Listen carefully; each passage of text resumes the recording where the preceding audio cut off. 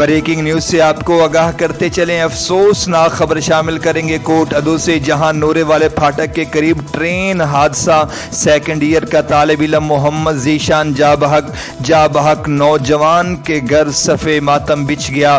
مزید تفصیلات سے آگاہ کریں گے ہمارے نمائندہ باقر حسین۔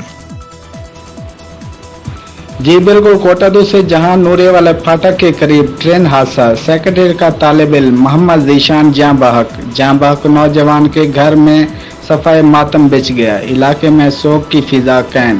نوجوان صبح سویرے نماز پڑھنے کے بعد ٹرین کی پٹڑی پر سیر کے لیے چہل قدمی کر رہا تھا کہ اچانک ٹرین آ گئی۔ نوجوان کے کان میں ہینڈ فری لگے ہونے کی وجہ سے ٹرین کی آواز نہ سن سکا اور ٹرین کی زد میں آ کر جاں بحق ہو گیا۔